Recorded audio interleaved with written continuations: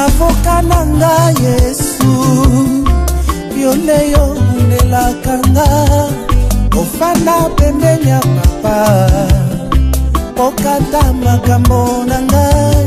Pouvez transverser ton cœur et y entrer et voir les richesses que tu possèdes dans le Seigneur qui est en toi. Les gens ne vont pas dire ça. Là où on prend des décisions de ce monde, si seulement on prend un enfant de Dieu, rempli du Saint-Esprit, on le fait entrer là-bas. Après leur discours, tellement les enfants de Dieu ne sont pas pressés, ils ne prennent pas la parole avant, ils ne prennent pas après, mais ils prennent la parole au moment exact. Et à ce moment-là, les gens comprennent que non, tu es riche.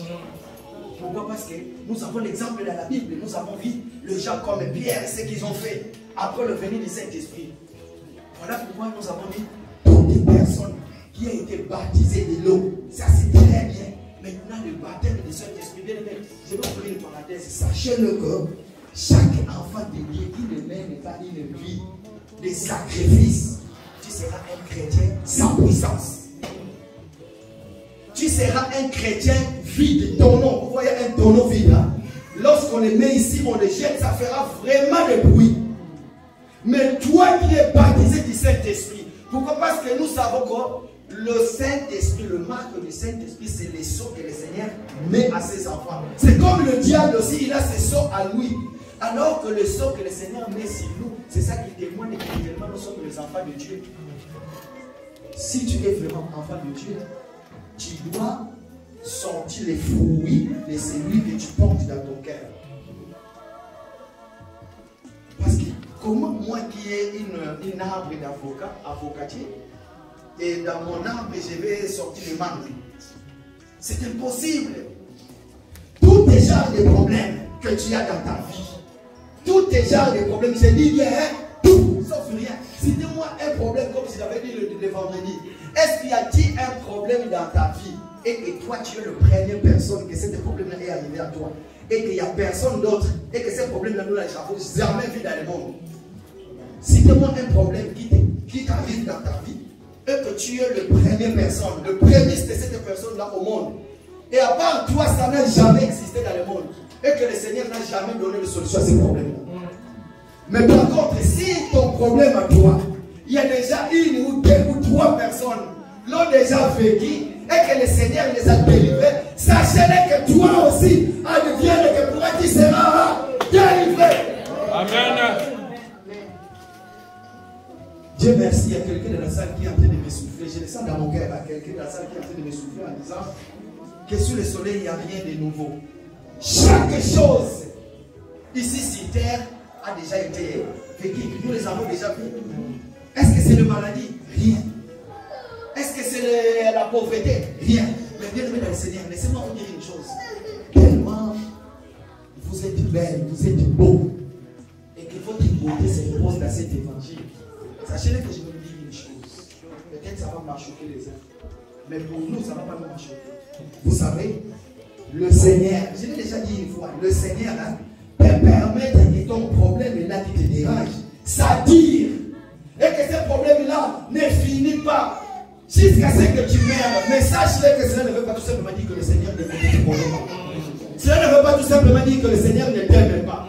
Mais si le Seigneur a laissé ce problème-là persister dans ta vie, tu sais pourquoi? Parce qu'il t'aime. Amen. Parce qu'il a dit que si j'ôte ce problème auprès de toi, quand es-tu de venir? Par contre, si ce problème-là est en fait, c'est vers moi. Amen.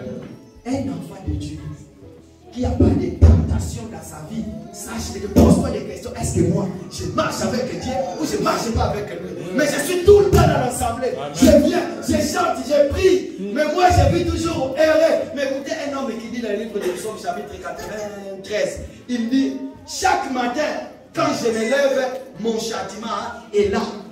Il est frappé chaque matin, mais il prie. Quand il y a le Covid qui prend les païens, lui aussi. La crise frappe les païens, lui aussi. Tous les genres de problèmes du monde, lui aussi. Mais c'est que j'aime bien. C'est que j'aime bien. Écoutez, il y a un verset dans la Bible, même si je ferme mes lèvres, même si. Écoutez ce que la Bible dit. Je suis dans le livre des Psaumes, chapitre 1er. Écoutez, même frère, tu peux le citer. La Bible dit, et l'homme qui ne marche pas selon les conseils des méchants, qui ne s'assied pas en compagnie des, qui ne s'arrête pas sur la voie des, mais qui trouve son plaisir dans la loi des, et qui le médite jour et il est comme un arbre planté près des courants, dans le feuillage de ses petits, tout ce qu'il fait lui. Est-ce qu'on peut acclamer pour la gloire?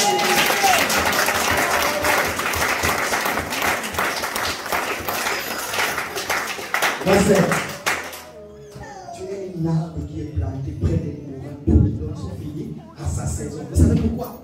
Parce que tout simplement, tu as ici le marque du Saint-Esprit dans le corps. Tu sais pourquoi tu pleures, maman? Parce que Dieu te connaît. Voilà pourquoi il te châtie. Ma prière, que Dieu te châtie. Oui, c'est vrai. Que Dieu te châtie encore davantage parce qu'il t'aime bien. Là, j'ai rejoint l'enseignement du frère parti.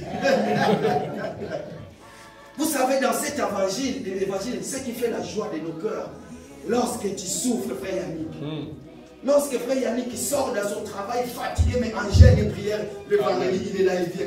Frère Yannick, pourquoi tu es fatigué comme ça? Mon frère, j'étais prêt à boire les coca. Mais je me suis dit, non, je suis en jeûne et prière, je ne le fais pas. C'est ça aussi. Amen. Écoutez maintenant. Mais qui sont les pauvres? En fait, j'étais en train d'expliquer les mots pauvres, comme nous l'avons dit, les vrais pauvres. Et le pauvre à l'esprit, hein, ce n'est pas nous, parce que nous déjà nous avons le don des Saint-Esprit. Mais tous ceux qui sont nés de la femme sont pécheurs. Ceux qui vont venir nous rejoindre seront encore des pauvres à l'esprit. Lorsqu'ils vont recevoir les dons du Saint-Esprit, à ce moment-là, ils ne sont plus des pauvres. Mais les vrais pauvres, c'est qui? Les vrais pauvres, hein? Vous allez comprendre. Amen. Galates chapitre 5, de l'autre côté. Oh, les pauvres, ils ont une façon de voir les choses. Ils disent des choses que tu ne peux pas imaginer, frère Pascal. C'est toi qui es mauvais, mais pas eux. Ils sont prêts à les démontrer que frère Patou, toi tu n'es rien. Rien du tout. D'ailleurs, lorsque tu vas croiser les gens que tu as vécu avec eux en Afrique, mon frère, sache que quand ils te verront avec la Bible, ils vont te dire, toi jusqu'aujourd'hui tu n'as pas encore arrêté avec tes aventures. Ça c'est vrai. Maman Nicole, moi ça m'est déjà arrivé avec la Bible. Mais toi jusqu'aujourd'hui tu n'as pas encore arrêté avec tes aventures. Mais la personne, hein, ça fait longtemps que tu ne le vois plus. Mais il a toujours le regard, hein, cet regard-là. Écoutez, vendredi j'étais en train de parler avec une sœur qui était là, elle n'est pas là aujourd'hui. J'ai dit à cette sœur-là, vous savez, nous avons notre frère. La Bible qu'il appelle encore jusqu'aujourd'hui voleur. Mais cette personne-là, c'est notre frère, il n'est plus voleur. Pourquoi? Parce que le Seigneur a changé son statut sur la croix. Il était crucifié comme un voleur, mais il était descendu, il avait quitté son corps sur la croix en tant que saint. La Bible dit que tous ceux qui ont enseigné dans le Seigneur sont devenus régler de nouvelles ères. Et les choses anciennes sont faites quoi? Que cette verset de la Bible accomplit sa parole dans sa vie. Amen. Écoutez maintenant. Oh, j'aime bien cet évangile.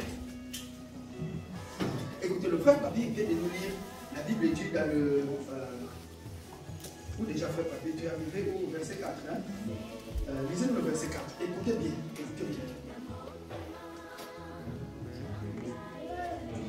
Matthieu chapitre 5, verset 4. Heureux les affligés, car ils seront consolés. Amen, papa. Que le Seigneur te bénisse. Heureux les affligés, car ils seront consolés. Je me suis posé la question, qui est affligé? Pourquoi? Parce que le Seigneur va voir, les gens vont venir. Vous savez, quand il y a la foule, tout le monde est sur là. On raconte une histoire, ceux qui ont été à Angola, on nous a dit, il paraît-il autrefois, il y avait une province là où il y avait l'UNITA. Et il y avait UNITA, les gens priaient. Pendant qu'ils priaient, les soldats de l'UNITA sont venus. Ils ont posé la question, vous êtes des chrétiens? Qui est chrétien? Si tu dis que tu es chrétien, on te tue. Qui est chrétien? Oh, moi je suis chrétien. Ah, toi tu es chrétien, viens. On y sort, on te tue. Mais on ne tue pas. Tous ceux qui disaient qu'ils sont des chrétiens, on les reprenait, on les cachait quelque part. Et puis le reste des chrétiens, ça, non, moi je ne suis pas chrétien, non, moi je ne suis pas chrétien. Ah, vous régnez, donc vous n'êtes pas des chrétiens. Maintenant vous venez. On les a tous tués. Parce que ce sont des malades. Sachez que dans cet évangile, il y a des gens que la Bible qualifie comme les affligés. Vous savez pourquoi? Parce que le Seigneur sait que ces peuples qui se proches de moi, ils viennent inonder. Comme ces jours-là. Vous savez, les gens ont mangé les pains physiques de ce côté-là. Ils étaient rassasiés dans la joie, tout le monde. Mais les jours suivants, lorsqu'ils sont venus, pourquoi? Parce qu'ils ont dit que nous avons mangé aujourd'hui déjà dans la maison. Nous n'allons pas préparer. Pourquoi? Parce que nous allons encore aller manger. Ils sont venus, ils ont vu Jésus n'était plus là. Ils ont fait toutes les possibles. Ils l'ont suivi de l'autre côté, là où ils avaient. Lorsqu'ils ont suivi Jésus, Jésus a dit, ah, ce qui fait la joie de cet évangile, pourquoi? Parce que le Dieu que nous prions, il connaît nos cœurs. Vous savez pourquoi il le connaît? Parce qu'il habite nos cœurs. Voilà pourquoi il connaît. Personne ne peut lui expliquer qui tu es. Le Seigneur va regarder, il va dire, ah, en réalité, papa, tu n'es venu que parce que je vais manger le pain de l'eau. Mais aujourd'hui, papa, tu dis, il faut boire mon sang. Donc, c'est tout simplement ça. La Bible, le Seigneur va voir, il va dire, heureux les affligés, car le royaume des cieux est en eux. Alors, le mot affligé veut tout simplement dire que accablé ou profondément attristé à cause d'une situation. Attristé, ça c'est moi déjà, hein, le mot affligé. Pourquoi? Parce que je vais entrer dans le verset pour écouter. Je me suis dit, mais ça veut tout simplement dire quoi? Affligé veut tout simplement dire frappé ou accablé, profondément attristé, attristé à cause d'une situation quelconque qui dire, hein, d'une situation quelconque qui dire, ou attristé d'une malheur. Mais regardez, nous allons lire un verset de la Bible. Comprenez le bien, comme je l'avais dit, que dans la vie d'aujourd'hui d'un enfant de Dieu, tu peux être un enfant de Dieu, mais ce que nous disons, tu auras toujours des problèmes. Pourquoi? Tous les problèmes qui vont t'arriver, toi, parce que tu as accepté le Seigneur, sache qu'il y a déjà un peuple qui a vécu ces problèmes. Nous allons lire Exode chapitre 8, du 1er jusqu'à 12e verset. Nous n'allons pas tout lire, mais à partir du 1er jusqu'à 12e verset. Allez-y, Exode chapitre 8, du 1er. Non. Exode 3. Exode chapitre 3. Exode chapitre 3, du 1er jusqu'à 12e verset. Moïse faisait paître le troupeau de Jéthro, son beau-père, sacrificateur des Madian. Et il mena le troupeau derrière le désert et vint à la montagne de Dieu à Horeb. L'ange de l'Éternel lui apparut dans une flamme de feu au milieu d'un buisson. Moïse regarda et voici le buisson était tout en feu et le buisson ne se consumait point. Moïse dit, je vais me détourner pour voir quelle est cette grande vision et pourquoi le buisson ne se consume point.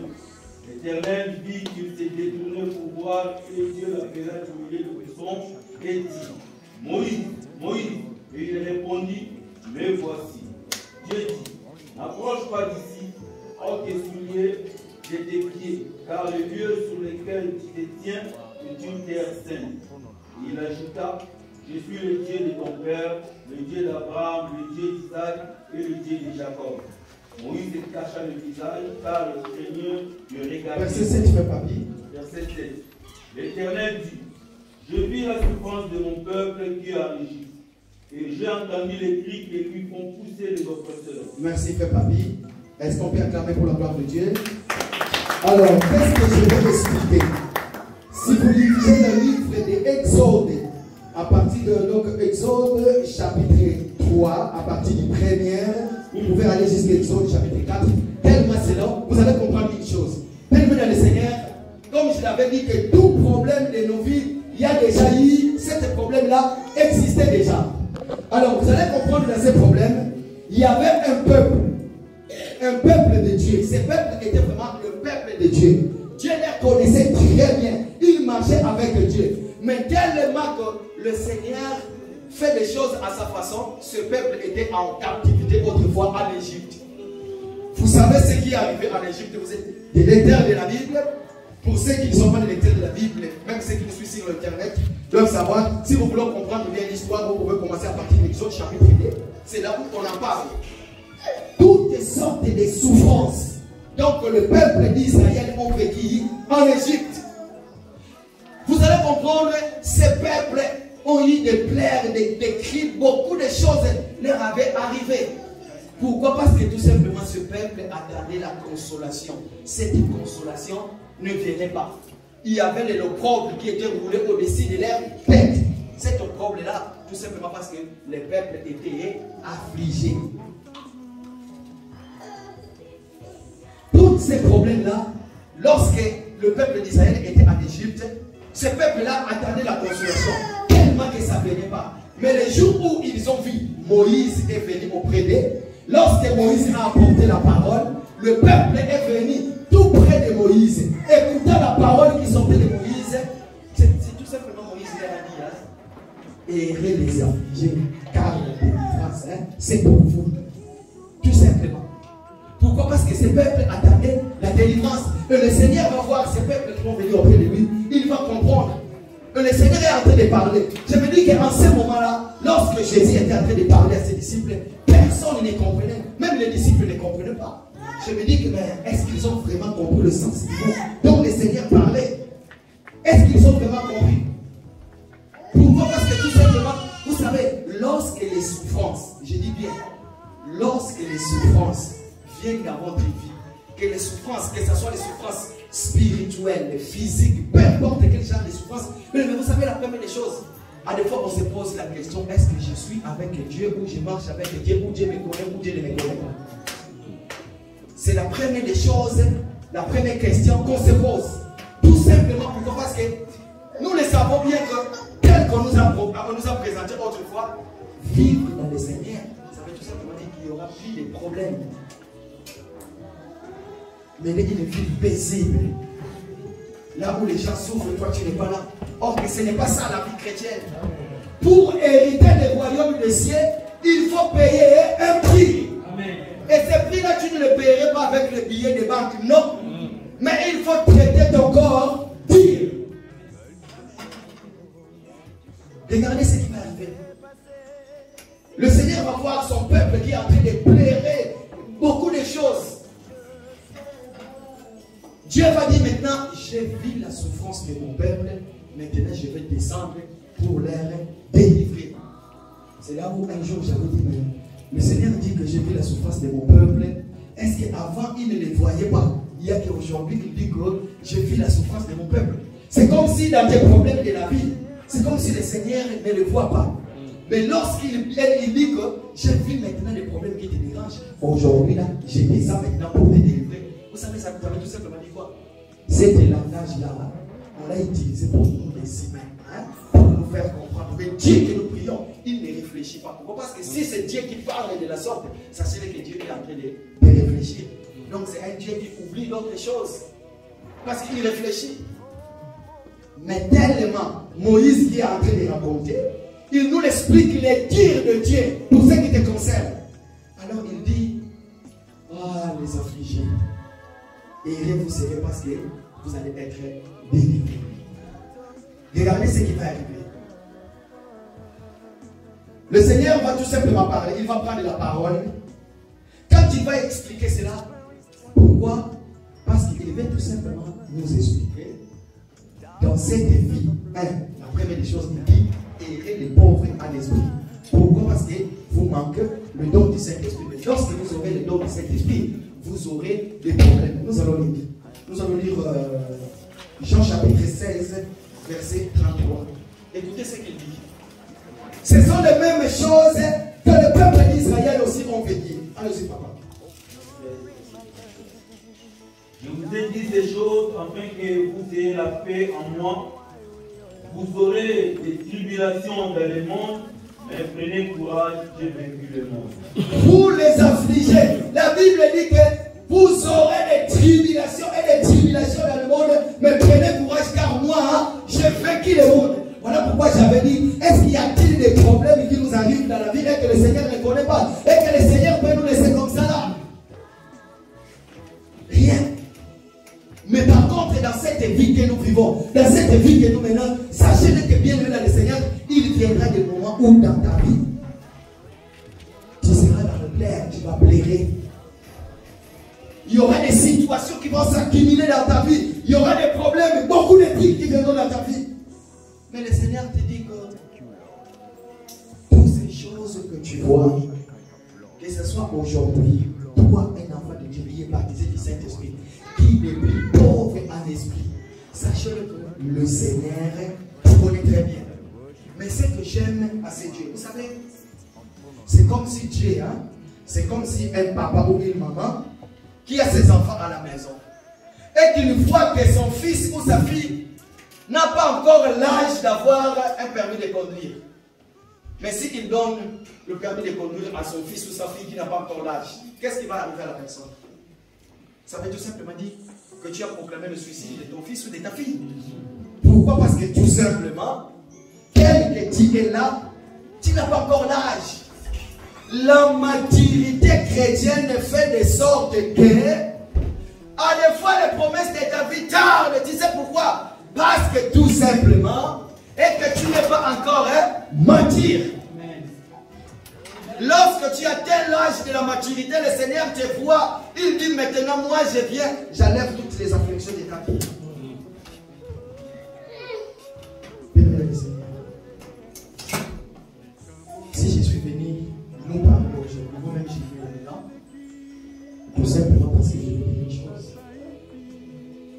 Bien les raisons que vous êtes, errez le peuple dont l'Éternel lui-même il a acquis par son sang, et que Dieu vous connaît, peu importe ce qui peut arriver dans votre vie. Sachez que nous avons notre héritage, et cet héritage-là, j'avais dit à quelqu'un, c'était le vendredi, mais vous le connaissez déjà. Pourquoi Pierre avait parlé au Seigneur en disant, nous avons tout abandonné pour te suivre. Et quelle sera notre récompense? Alors que notre récompense, nous, l'Église du Seigneur, dans les siècles présents, nous pouvons avoir des voitures, des maisons. Ça, ce n'est que des choses passagères. Pour les avoir, Dieu nous recommande d'aller travailler. Allez-y, travailler, tu les auras. Mais le Seigneur, tellement qu'il nous aime bien, tellement il t'aime bien, maman Nicole, hein, papa chéri, tellement, maman Solange, le Seigneur t'aime bien.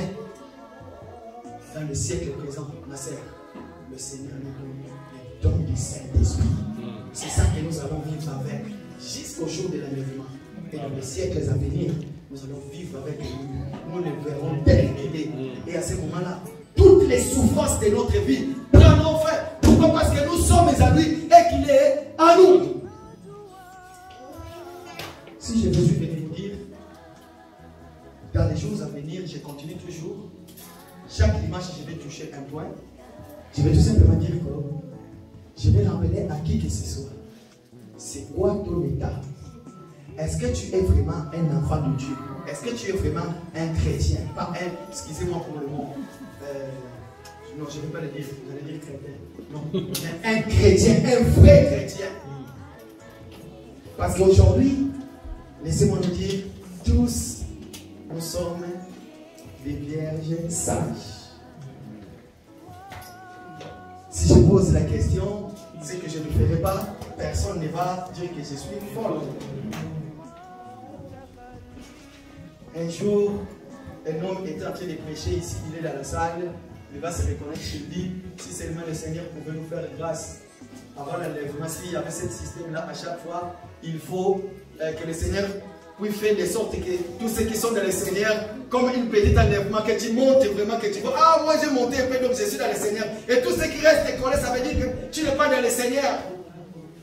Mais le Seigneur a une façon qu'il montre à ses enfants aussi que c'est vrai que tu es vraiment dans le Seigneur. Sachez une chose, si il y a des choses qui t'arrivent dans la vie et que tu es déconcentré, sachez en ce moment-là que peut-être que le Seigneur, tu regardes et il dit, ma sœur Véro, je te connais tellement, je connais même le nombre de tes cheveux, mais je te dis, errez l'homme qui ne marche pas selon les conseils de méchants. Voilà pourquoi il dit, errez les pauvres en esprit, car le royaume du ciel est éternel. Bien-aimé dans le Seigneur, papa, maman, si aujourd'hui tu es vraiment un enfant de Dieu, confesses-tu que le Dieu que tu as reçu et que le Dieu que tu as dit le jour du baptême, je ne veux plus te régner Je vais marcher selon la volonté de Dieu. Est-ce que c'est ça? Est-ce que c'est ça la vérité? Je ne vais pas aller loin. Nous allons nous lever. Lève-toi là où tu es. Lève-toi là où tu es.